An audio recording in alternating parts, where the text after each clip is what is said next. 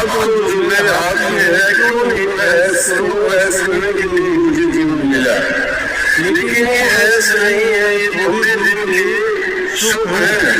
कोई भी इंद्रिय भोग करते हो, कोई भी स्वाद चाहते हो, कोई भी आनंद लेते हो, कुछ समय के लिए तो आपको आनंद मिलेगा, लेकिन उस आनंद का अंत में क्या होगा कि वो दुख में परिवर्तित हो जाएगा और उसे दुख भोग के फिर मान जाओगे कि मैंने जो काम करना चाहिए था उस वक्त में चेता नहीं और वो काम नहीं।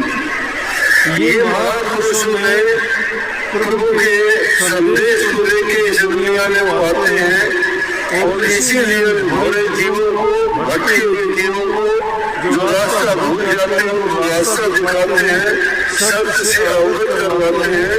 उनमें जो बड़ी हुई बुराइयां हैं या जो बुरी आदतें हैं उनका निवारण करते हैं, उन बुरी आदतों को छुपा के और प्रभु के नाम का गुणगान करवाते हैं, उनका नाम महत्व समझाते हैं कि प्रभु के नाम में हमें क्या मिलेगा, प्रभु के नाम से हमें वो चीज प्राप्त होगी जो देवी देवताओं को भी प्राप्त नहीं होती है। कोई भी जीव ये नहीं चाहता कि उसे दुख हो, न कोई शरीर का दुख आता है, न मन का दुख आता है और न ही आध्यात्मिक या आध्यात्मिक दुख आता है, लेकिन फिर भी उसको दुख क्यों मिल जाते हैं कि उसके शिव के ऊपर कर्ज है। ये जो कर्म करते हैं हम, वो उसका कर्म का कर्जा, उसके साथ ही कर्मबंदी संसार है। जो इंसान जैसा कर्म करके आता है उसको वैसा फल मिलेगा। अब इसमें परमात्मा का दोष नहीं है।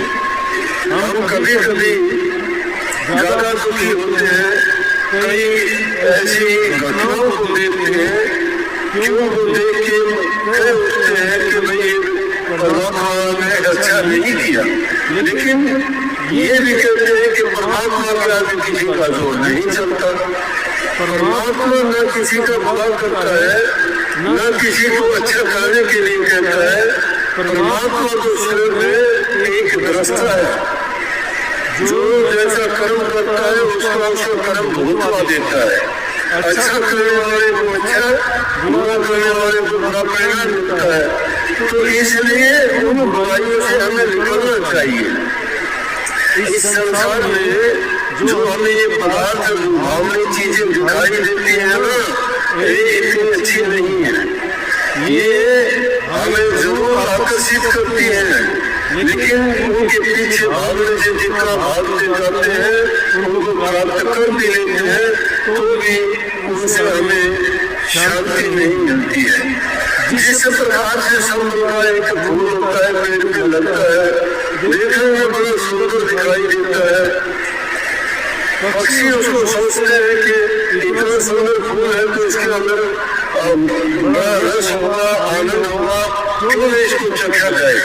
और जब उसमें जानवर को जाके चोट मारता है, लेकिन चोट मारने से क्या हुआ कि उसके अंदर कोई रस नहीं, रूई होती है और रूई भी गीली होती है, उसकी चोट से चिपट जाती है, तो उसको बेचारे को चोट साफ करने में बहुत देर लगती है। कई बार तो उसको बहुत परेशानी होती है। ये संसार इसी प्रकार से उस समुद्र के पेड़ की भांति है। उसको देख के हम सब भाई को जाते हैं, लेकिन ये उसको परिणाम क्या मिलता है, उसी प्रकार से मिलता है कि जिस प्रकार से पक्षी की संसार में सब प्रकार की चीजें हैं। ये भी नहीं जो जैसा करना चाहता है वैसा करो, आजादी भी है, सबको सब चीजें मिलेंगी। महापुरुषों ने फरमाया कि सकल पदार्थ है जगमाही कर्म ही नर पावत नहीं। सारी चीजें हैं इस दुनिया में। इंसान के जीवन की तीन चीजें मुख्य हैं कि वो धन से कार्य करता है, शरीर की सेवा करता है और उसके प्राण जो है वो इन कामों के करने के लिए उसको शक्ति देते हैं।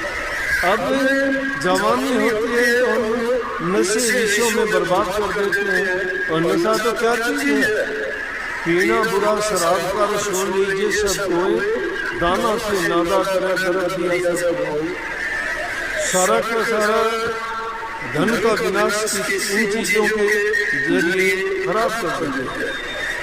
हमने ऐसे उदाहरण देखे हैं कि मैं और किसी की बताऊं कि हमारे गांव में एक बहुत बड़ा लैंडलॉर्ड था, बहुत जमीन थी उसकी, और उसने ये गंदी आदत उसमें शराब पीने की होगी, काम कभी किया नहीं और उसको जमीन को बेचना शुरू कर दिया। धीरे धीरे करके उसने पूरी जमीन को बेच दिया शराब के लिए, और वो जिंदगी से पूरी नहीं हुई। आखिर में उसको मजदूरी करनी पड़ी। जो लोग किसी को काम देने लायक था वो किसी के लिए काम करता था, और थोड़ी सी शराब के लिए, गंदे पानी के लिए लोगों के पैर पकड़ता था, मुझे काम दे दो, और काम के लिए रोटी की जरूरत नहीं, थोड़ी शराब पिला दो। थोड़ी शराब पिला देने के लिए जीवन बर्बाद कर दिया, अपनी प्रॉपर्टी का विनाश कर दिया, अपनी संतान को बर्बाद कर दिया, अपनी सेहत को खराब कर दिया, लोगों के अंदर अपनी जो उसकी गुडविल थी वो उसने खत्म कर दी। हर इंसान के लिए यही है।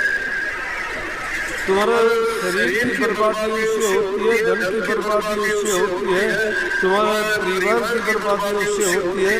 संतान को तुम जो बनाना चाहते हो, लेकिन बनाओगे कहाँ से तुम्हें खुद का पता नहीं है। तुम शराब के नशे में और दूसरी चीजों का नशा करके पड़े रहते हो। संतान मनमर्जी के काम करती है, उनको पता है कि तुम्हें संभालने वाला नहीं है, वो रास्ते से भटक जाते हैं, तो कुसंग नतीजे पड़ जाते हैं, और उस कुसंग में जाने के बाद वो फिर मुड़ते नहीं। या तो उनकी जिंदगी जेलों में कटती है, या लड़ाई झगड़ों में मरते हैं, या कहीं दुर्घटनाओं में उनकी खात्मा हो जाता है, उनका नाम लेने वाला नहीं रहता। अगर कोई आदमी नशों में पड़ जाता है और उसकी बात को कोई साथ नहीं ले जाता, लोग उसकी बात का कोई एतबार नहीं करता, उस नशे के कारण झूठा वो हो जाता है, चोर वो हो जाता है, चुगल वो हो जाता है, बुरा वो हो जाता है, पापी वो हो जाता है, और कितने अवगुण होंगे। ये अवगुण एक ही चीज है जो सारे दूसरी चीजों करने की जरूरत ही नहीं है, और उस एक ही चीज जो नशे से बच जाओ तो आप इंसान के गुण है, और इंसान के गुण देवताओं से भी उत्तम है। इसीलिए देवता लोग ये कहते हैं कि हे प्रभु हमें एक बार इंसान का चोला, इंसान का चोला एक बार मिल जाए, क्योंकि वो भी भोग भूमि में है, कर्म भूमि में है। कर्म भूमि है तो इंसान का जीवन है। इस इंसान के जीवन में इंसान नेक कर्म करके, अच्छे कर्म करके अपने जीवन को संवारता है। जो उसके सगे संबंधी रिश्ते नाते परिवार के जितने भी उसके बेटे बेटियां होती हैं उनको अच्छी शिक्षा देके नेक इंसान बनाता है। और जो नेकी के रास्ते पर चलते हैं, अच्छाई तो अच्छाई फैलाती है, बुराई बुराई फैलाती है। वो जहाँ कहीं लड़की अगर दूसरे परिवार में गई तो उस परिवार को सुधार देगी, लड़का अपने परिवार को सुधार देगा। अच्छे गुणों से ही हमारा घर सब्र के समान बनता है और हमारा संसार हमारे लिए अच्छा होता है। और जिन लोगों ने अपने जीवन को इन चीजें बिगाड़ दिया, क्या परिवार बनाने रखेगा उसके लिए, क्या उसके लिए घर परिवार, क्या उसके लिए रिश्ते नाते, कोई आदमी उसको नहीं लगाएगा। उसके पीछे सब उसको गालियां निकालेंगे, उसके बात में कितना ही अच्छा उनके अच्छा संग बैठने वालों का भी लोग इतबार करना छोड़ देंगे। उसी को तो बड़ी संगति कहते हैं। नारी संग जो बन गया, दरड़ गया मदपान, प्राण गए कुसंग में तीनों गए। नारी से जोबन किसी शिकारों के कीड़े बन के जीवन बर्बाद कर दिया, चरित्र नहीं रहा हमारा। इंद्रिय भोगों के स्वाद में पड़ के जीवन को बर्बाद कर दिया, अपने चरित्र को गिराया, और उसमें गिरावट आती चली गई हमारी।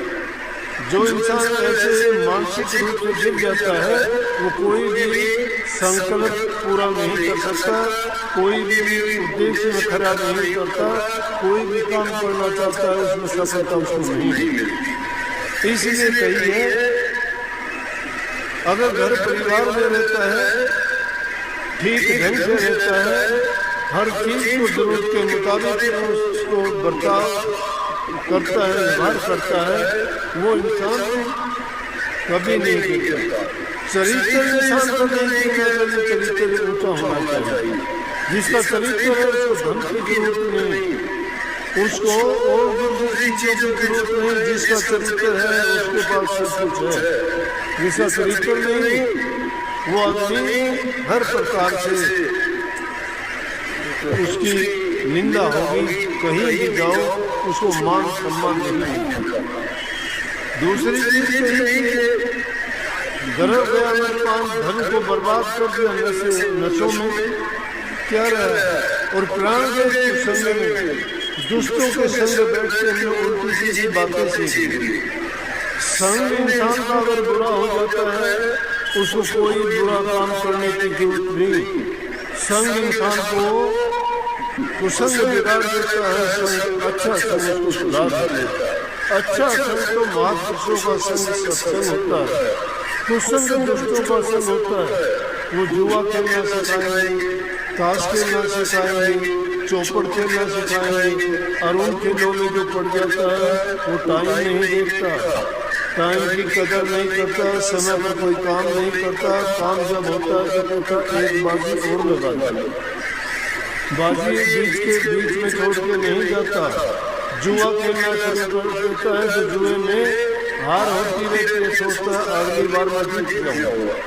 जिन्होंने जुआ खेला इतिहास उठा के देखो, जुए के कारण उनकी कैसी कैसी बर्बादियां। तो जब कही है कि जुआ खेलना तो इस नामुराद खेल है, नामुराद इस खेल की जीत भली न हार, इसकी जीत भी अच्छी नहीं है, हार भी अच्छी नहीं है। जीते तो चस्का लगा, हारे ले उधार, जीतता है तो चस्का पड़ जाता है कि 1000 आएंगे, इस बार 2000 आएंगे, इस बार 5000 आएंगे। अब जुए का थोड़ा सा तरीका बदल गया है।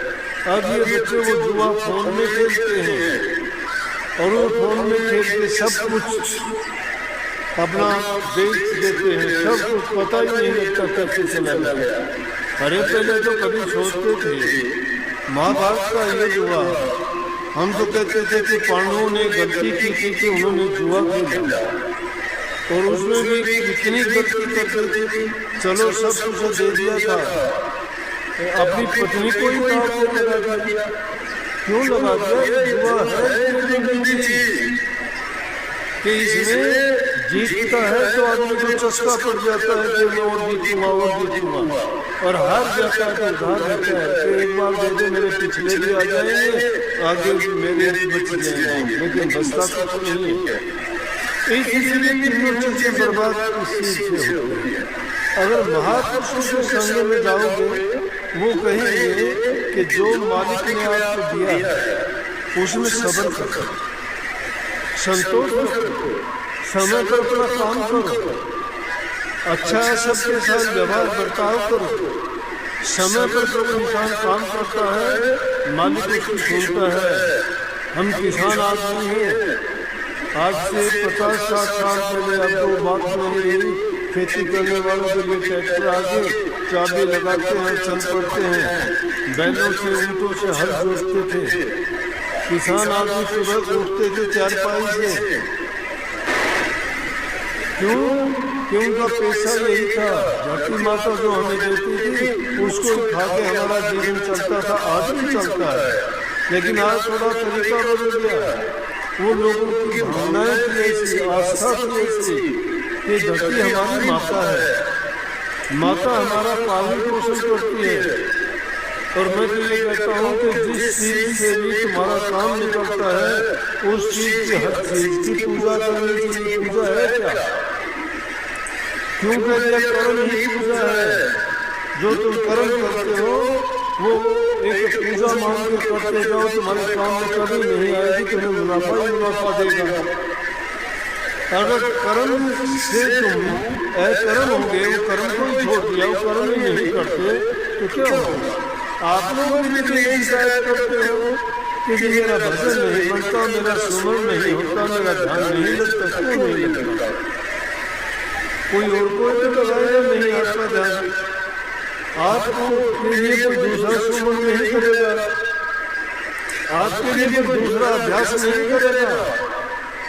नाम आपको मिला है, विचलित आपको आपका मन करता है, विचलित आपके विचार और ख्याल करते हैं, उस पर ख्याल किया करो। हमारे ख्याल क्यों मिले? क्यों हमारी भावना हुई कि आज मैं ध्यान में नहीं बैठूंगा? वहां में क्यों ढूंढते हो?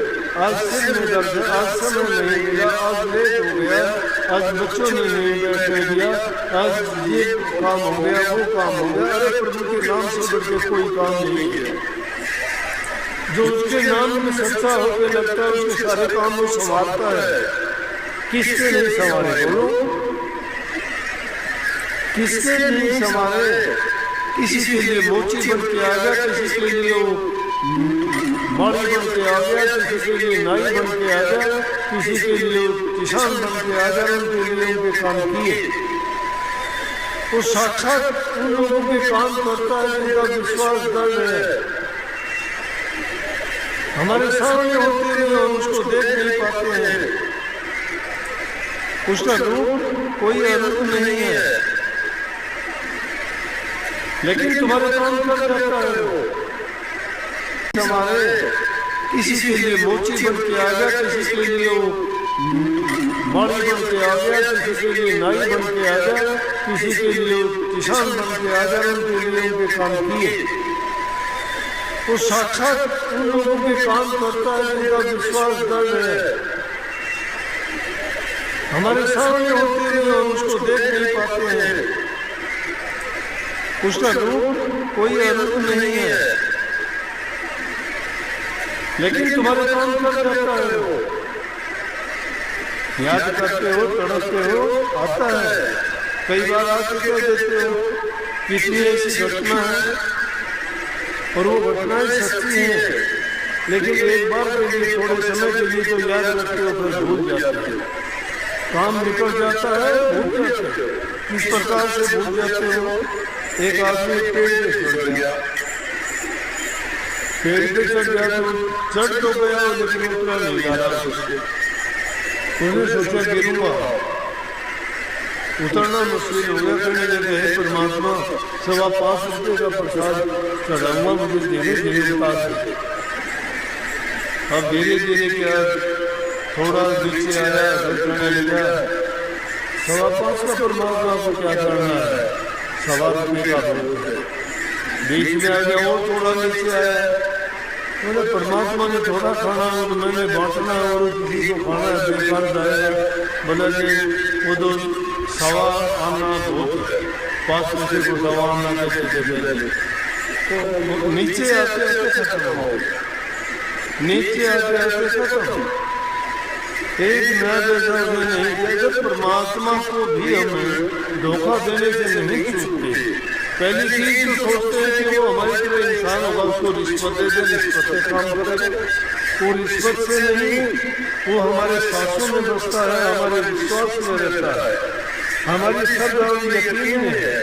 अपना विश्वास दर्ज करके गुरु ने जो तुम्हें नाम की दीक्षा बख्शी है, उसको तुम यूं ही ना समझो कि वो लफ्ज बता दिया आपको, वो कमाया हुआ बीज है, और जो बीज जिसके अंदर चला जाता है वो पौधा जरूर बनता है, परंतु हम तो बीज का नाश करते हैं।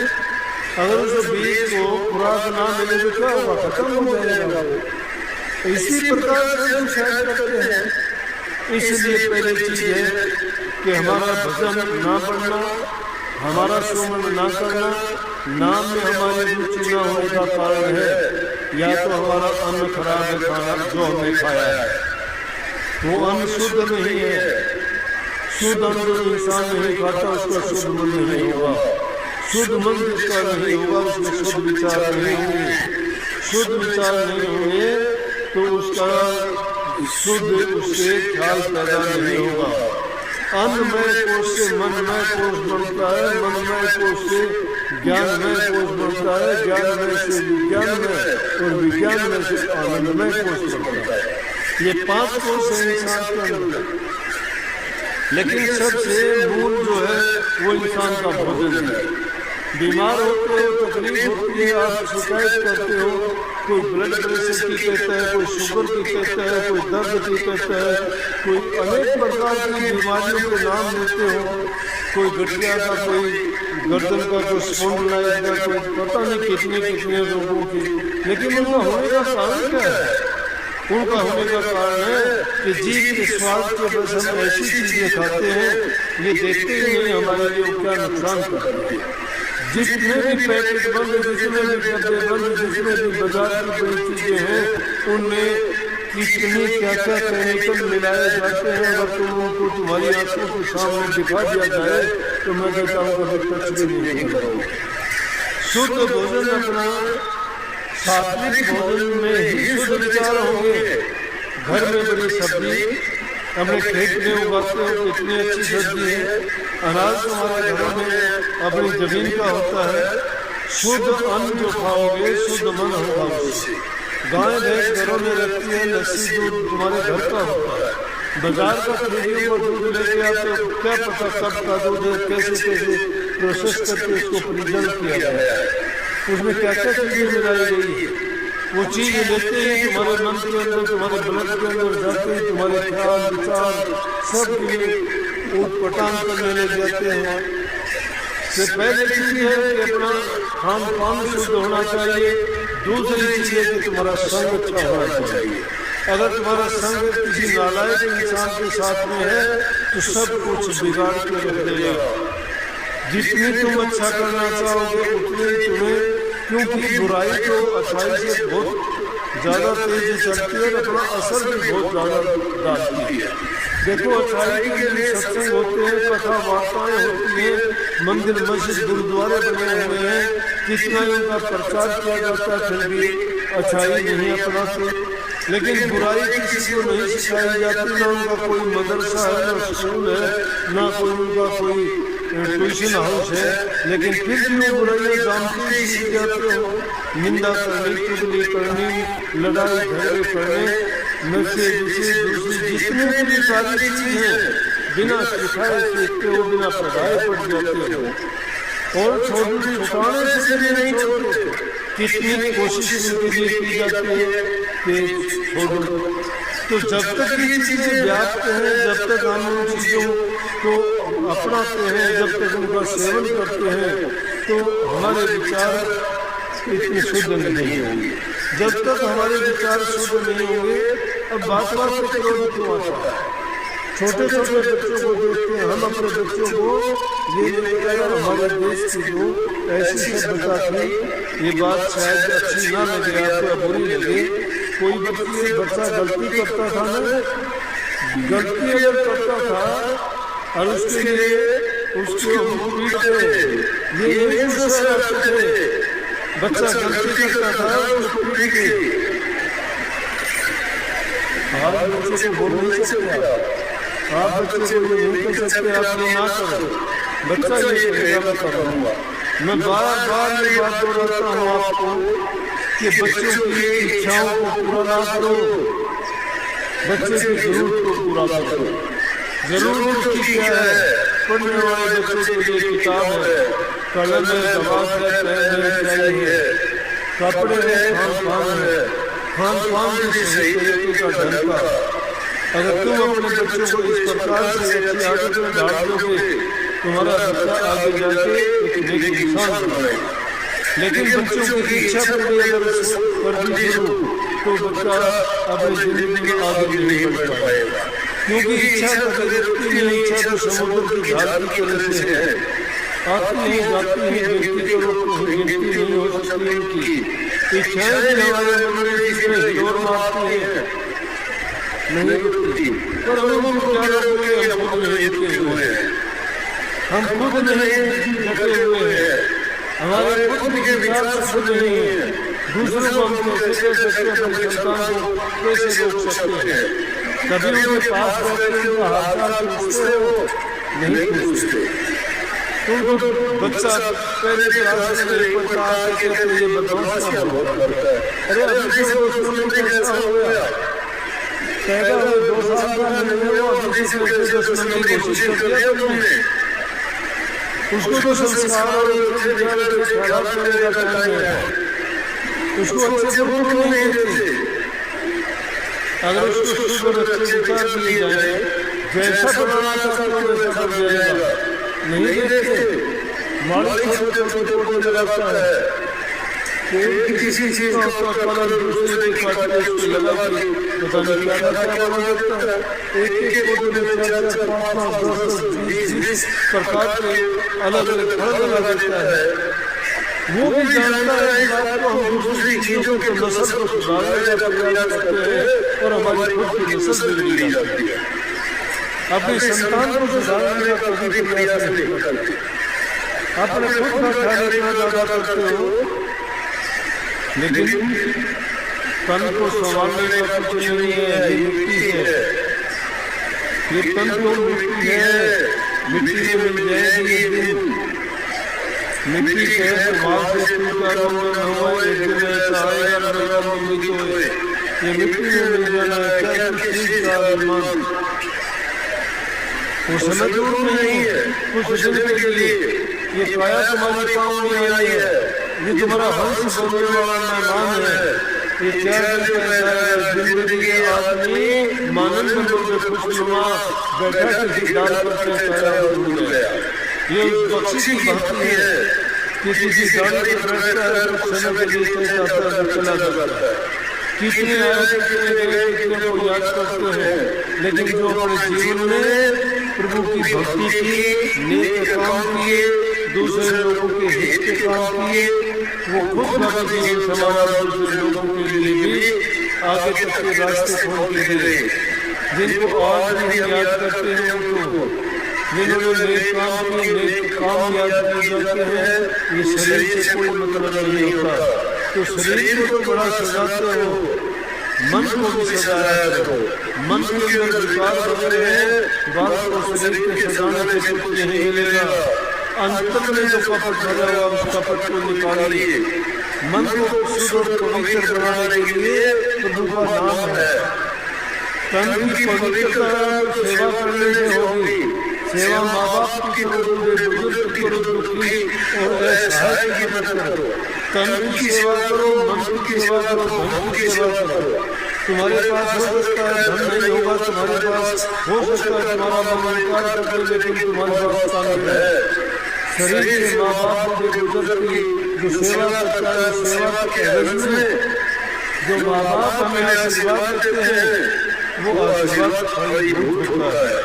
क्योंकि उनके सुख की हिस्से से जो हमने उनको सुख पहुँचाया है, उस सुख में आके वो हिस्से से जो वचन बोलते हैं, वो तुम्हारे लिए कवच का काम करता है। माँ बाप और बुजुर्गों से जो आशीर्वाद प्राप्त करते हो, वो आशीर्वाद तुम्हारे लिए सब बुराइयों से तुम्हें बचाने वाला एक ऐसा शस्त्र है, जिस प्रकार से कि होता के पास रसीद था। उसी के अभिमान में कह दिया था कि मैं पहला जगत को तो जला दूंगी और मैं चीर ओढ़ के चले जाऊंगी। लेकिन वो चीर क्या है? वो गुरु का दिया हुआ मंत्र है। उस चीर को गुरु की दी हुई शिक्षा है, गुरु के बताए हुए आदेश और उपदेश हैं। गुरु का दोष नहीं है, दोष न मानने वाला है। जो उन बातों को मान लेता है उसका जीवन समझ नहीं जाता और दूसरे लोगों को भी रास्ता दिखाने वाला बनता है। लेकिन लगन शक्ति और पत्नी होनी चाहिए, जिसको नहीं है लगन उसका मन नहीं है लगन, जब तक नहीं है लगन तुम्हारी शक्ति है लगन। मन में लगन शक्ति और पत्नी होनी चाहिए, और जिसको लगन लगती है उसका तो जीवन वाणी है। जिसको लग जाती है लगन प्यार सब कुछ बड़ा लगन लगी छोड़ दिया, भर्तरी को लगी जब छोड़ दिया, गोपी चंद को लगी जब छोड़ दिया, राजा बादशाहों ने क्यों त्याग दिया? इस रस का बड़े मेरे प्रियों की त्याग भोग मिला था। उन राजाओं के जो खास के महल थे, नौकर चाकर की सेवा करते थे, लेकिन उन्होंने भी उसको त्याग दिया क्योंकि प्रभु के नाम के दर्श में जो आनंद दुनिया के पदार्थों में किसी चीज में नहीं है। तो उस रस के काम होगी, लेकिन उनकी लगन से सही लगी। योगी होने के बाद उन्होंने योग में खड़े उतरे। अब बाणा मिल लिया, योगी बनके मन की भावना फिर भी नहीं बदली, फिर भी संसार के पदार्थों के अंदर आप मारते रहे। अरे सबसे बढ़ के चलोगे ना, प्रभु तुम्हारे साथ चलेगा। तुम्हारी दुनिया की ताकत भी कोई रोक सके तुम्हारा बाण बर्तन नहीं कर सकता, क्योंकि तुम जिसके आश्रय बैठ जाते हो वो तुम्हारी रक्षा स्वयं करता है। लेकिन तुम खुद जब दूर जाते हो तो तुम्हारी रक्षा नहीं करता। फिर वो नहीं सोचता, अपने आप को बढ़ के और अपने आप को कोशिश करते हो, वो तुम्हारा अभिमान बन जाता है। तो अभिमान का शरीर क्या होता है? ये हमारा रास्ता जो गरीबी का, दीनी का, अधीनी का, निर्बलता और दुर्बलता का है। हम तो सब देख रही है कि किसी के अगर पाड़ा भी पड़ जाए तो हाथ जोड़